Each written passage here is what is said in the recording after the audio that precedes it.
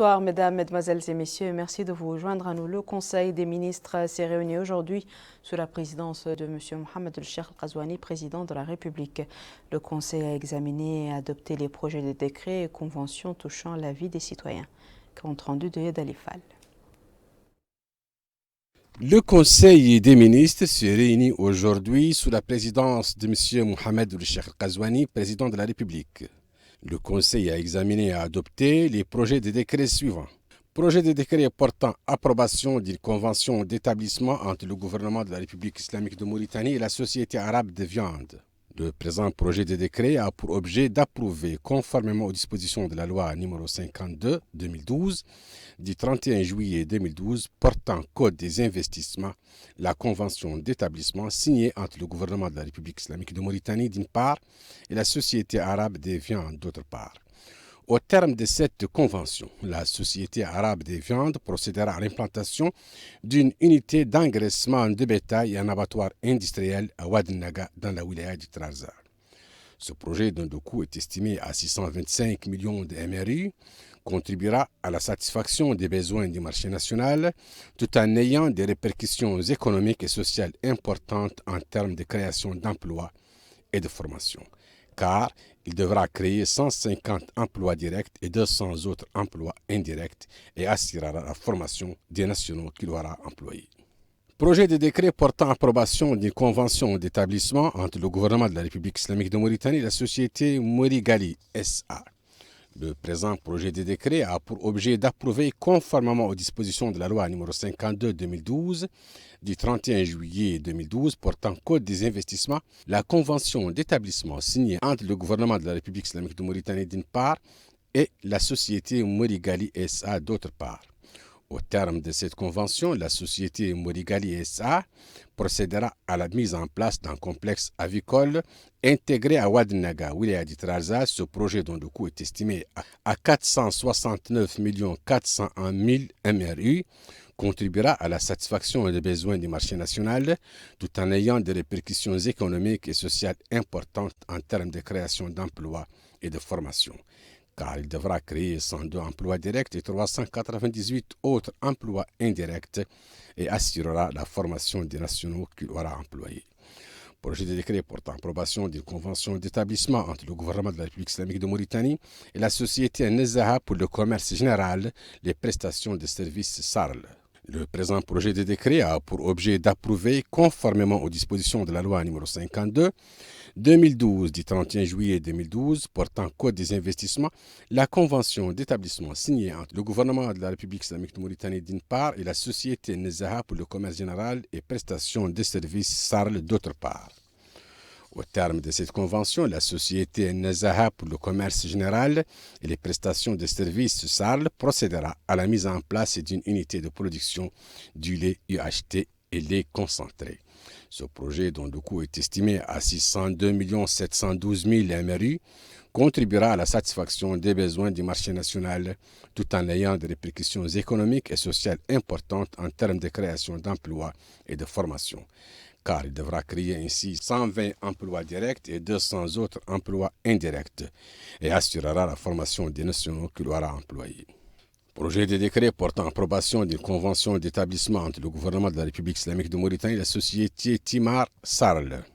Le présent projet de décret a pour objet d'approuver, conformément aux dispositions de la loi n 52/2012 du 31 juillet 2012, portant Code des investissements, la convention d'établissement signée entre le gouvernement d'une part de la République islamique de Mauritanie et la société Timar Sarl d'autre part.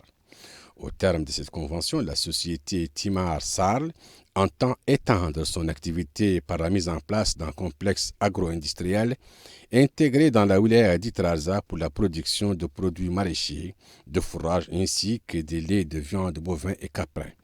Ce projet, dont le coût est estimé à 699 845 788 MRI, contribuera à la satisfaction des besoins du marché national tout en ayant des répercussions économiques et sociales importantes en termes de création d'emplois et de formation, car il devra créer 146 emplois directs, 1000 autres emplois indirects et assurera la formation des nationaux qui l'aura employé. Projet de décret portant approbation d'une convention d'établissement entre le gouvernement de la République islamique de Mauritanie et la société Grand Moulin d'Afrique.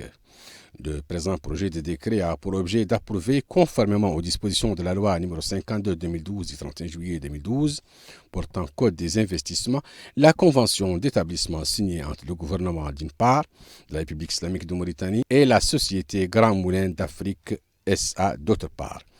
Au terme de cette convention, la société Grand Moulin d'Afrique GMA SA procédera à l'implantation sur son site de Nouakchott d'une unité minoterie de silos de stockage grains ainsi qu'une transformation de blé tendre en farine. Ce projet, dont le coût est estimé à 217 192 000 MRI, contribuera à la satisfaction des besoins du marché national tout en ayant des répercussions économiques et sociales importantes en termes de création d'emplois et de formation, car il devra créer 80 emplois directs et 200 autres emplois indirects. Le ministre de la Justice, ministre des Affaires étrangères, de la Coopération et des Mauritaniens de l'extérieur par intérim, a présenté une communication relative à la situation internationale. Le ministre de l'Intérieur et de la Décentralisation a présenté une communication relative à la situation intérieure. Le ministre de l'Élevage a présenté une communication relative au programme d'assistance au cheptel 2022. Cette communication a pour objet de proposer des composantes d'un plan d'assistance au cheptel visant la protection du cheptel et l'atténuation des impacts négatifs de la sécheresse sur l'ensemble du secteur de l'élevage. Le coût global de ce plan d'assistance au cheptel est estimé à 1 292 869 453 MRI, hors coût des composantes hydrauliques, pastorales et santé animale qui seront prises en charge par les budgets des départements concernés. Il permettra d'acquérir 90 000 tonnes d'aliments de bétail variés destinés à la vente à prix subventionné au profit des éleveurs dans plusieurs points de vente répartis sur tout le territoire national. Enfin, le Conseil a pris la mesure individuelle suivante. Ministère des Affaires économiques et de la promotion des secteurs productifs. Direction des projets éducation-formation. Directeur, Mouhaddine Oulsidi Baba, économiste. Précédemment directeur général de la Mauritanienne des produits d'élevage. Le ministre des Affaires islamiques et de l'enseignement original, porte-parole du gouvernement par intérim, M. Daoul Sidullah Martalb, et son homologue de l'équipement et des transports, M. Mohamedou Ahmedoul Mhaimid, et le ministre de la Pêche et de l'économie maritime, M. Dioul Zain, ont commenté lors d'une conférence de presse qu'ils ont tenue ce soir les résultats de la réunion du Conseil des ministres. Les ministres ont chacun, en ce qui le concerne, commenté les projets de décret approuvés par le Conseil lors de sa réunion tenue ce matin.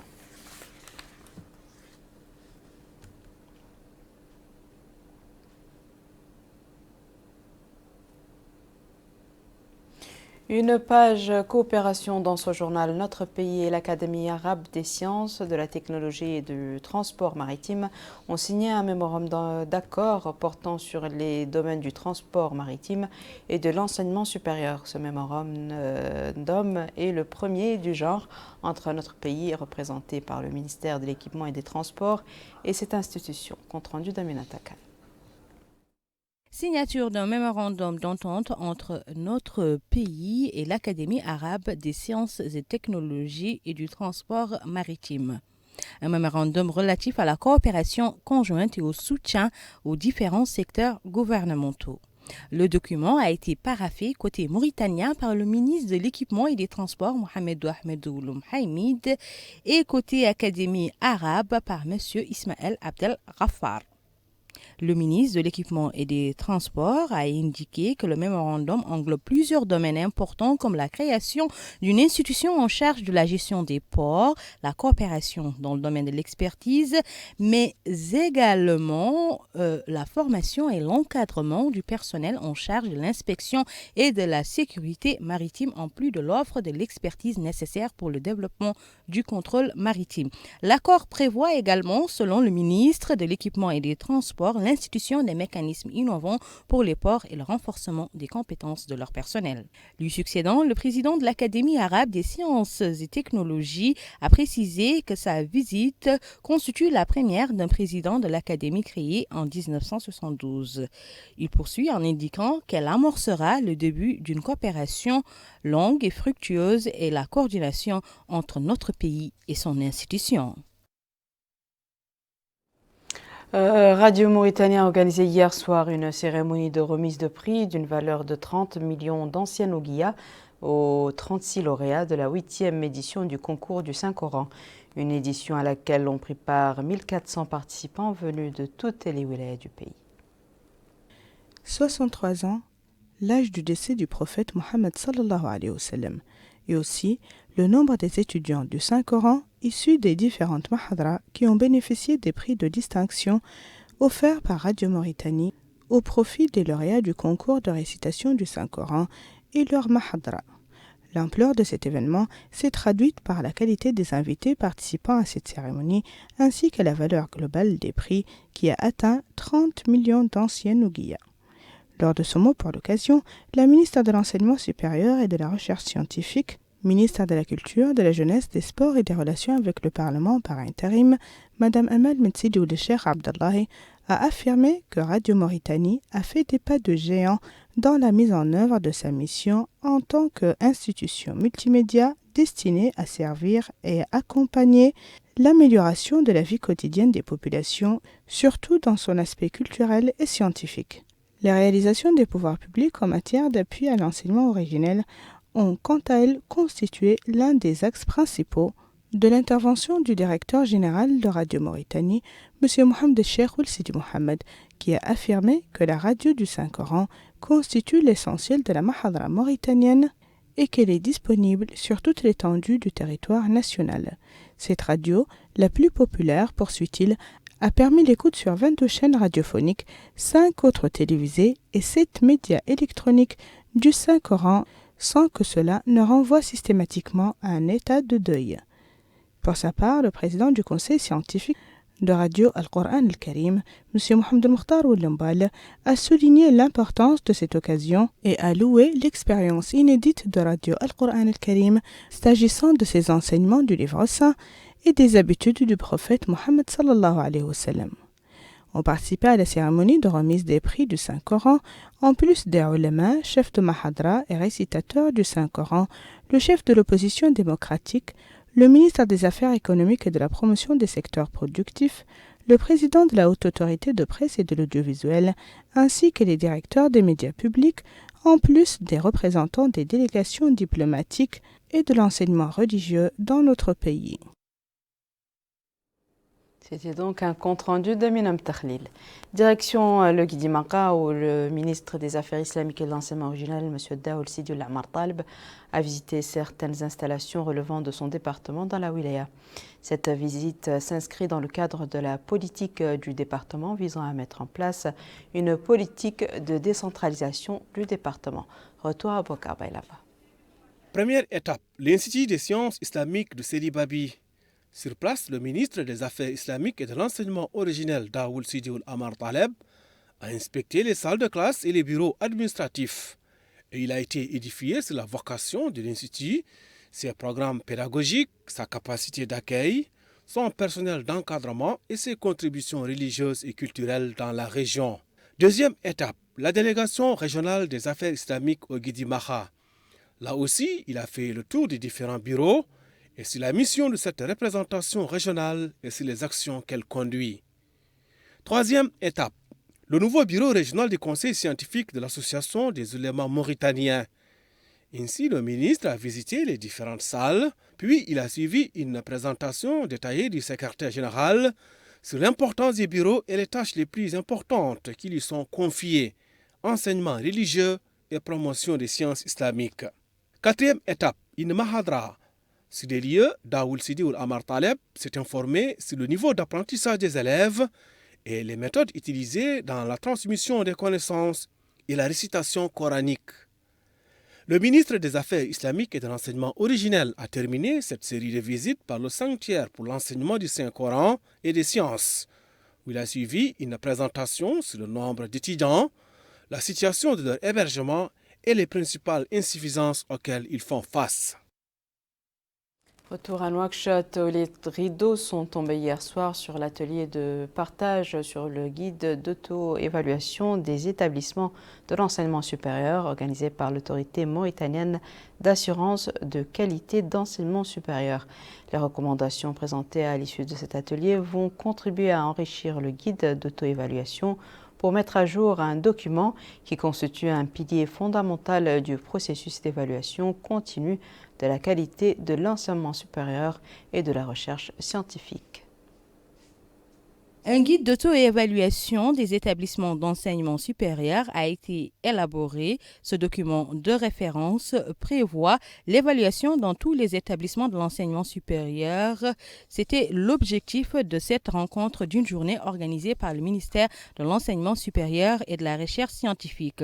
Supervisant la cérémonie de clôture, le secrétaire général Ahmed Dououla Khtaira a d'emblée indiqué que le département prépare un plan d'action couvrant la période 2021-2024 et est axé notamment sur l'amélioration de la qualité de l'enseignement. Ce plan d'action va viser particulièrement, selon le secrétaire général, la qualité des différentes filières de formation et mettre en place des institutions garantissant une formation compatible avec les besoins du marché. Au secrétaire général d'ajouter que l'autorité mauritanienne pour l'assurance de la qualité de l'enseignement supérieur constitue l'un des piliers de ce plan, ce qui a incité le secteur à lui accorder une importance particulière pour lui permettre de jouer pleinement le rôle qui lui est dévolu.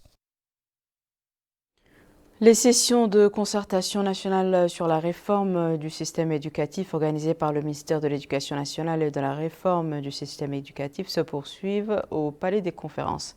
La première journée portait sur le premier axe lié au diagnostic du système éducatif.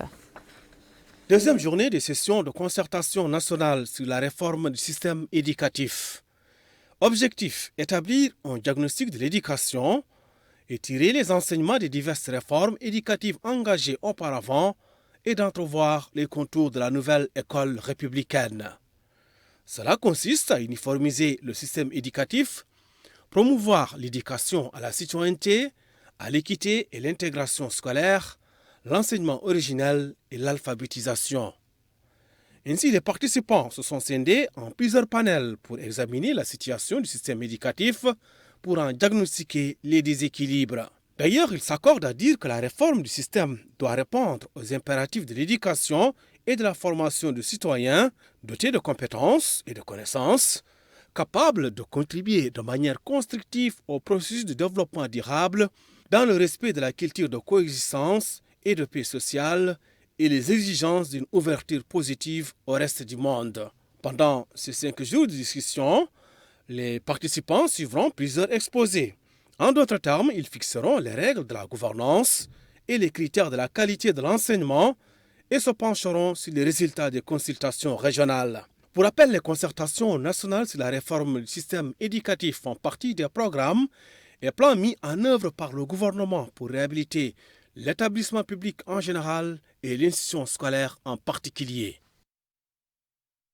Dakar, capitale de l'Adrar, a accueilli hier soir le lancement d'un convoi de sensibilisation sur le danger de l'esclavage sous le slogan « Tournons la page de l'esclavage ». Ce convoi se rendra dans les wilayas du Linchiri, du Tagan et du Tchersomo.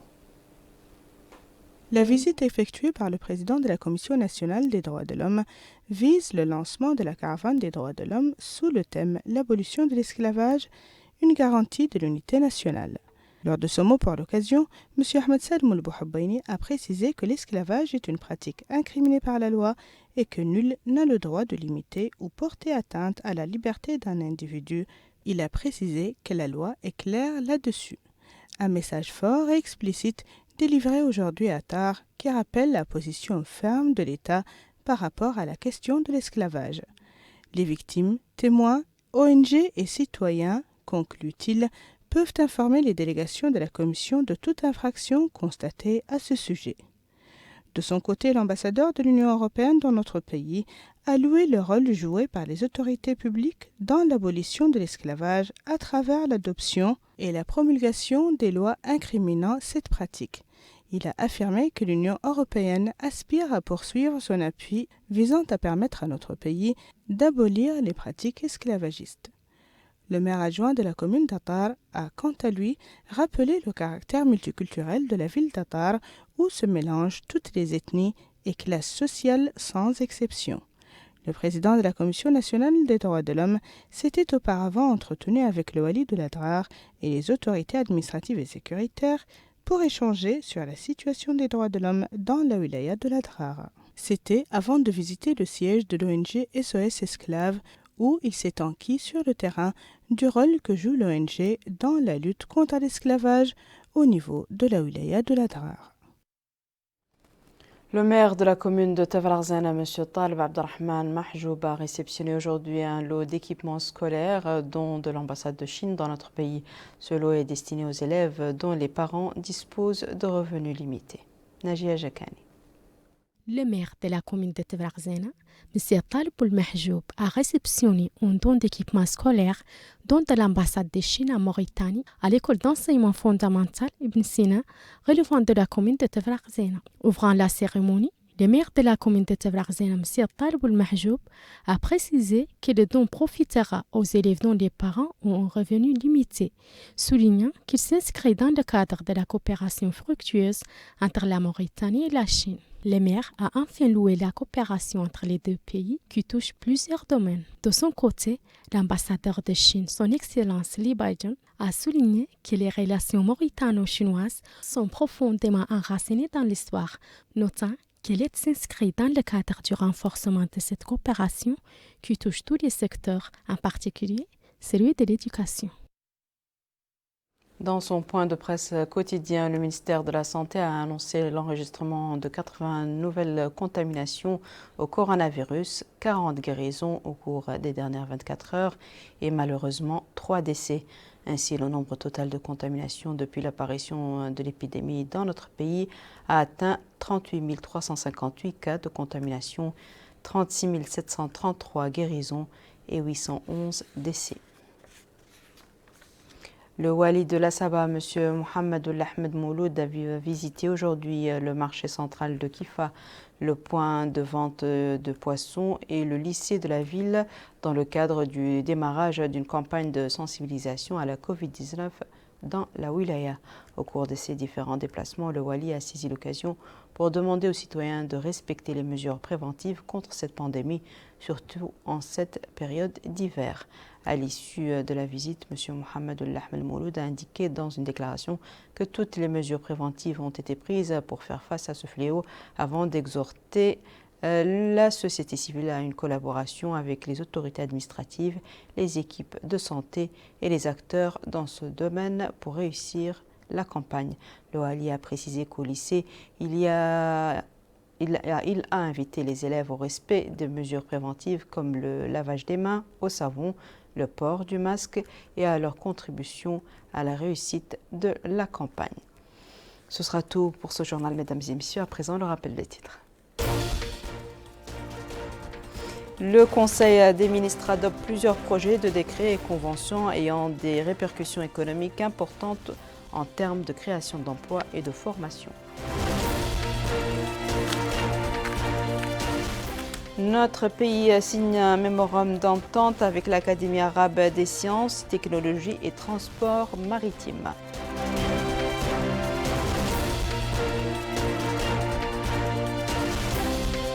Poursuite des sessions de concertation nationale sur la réforme du système éducatif.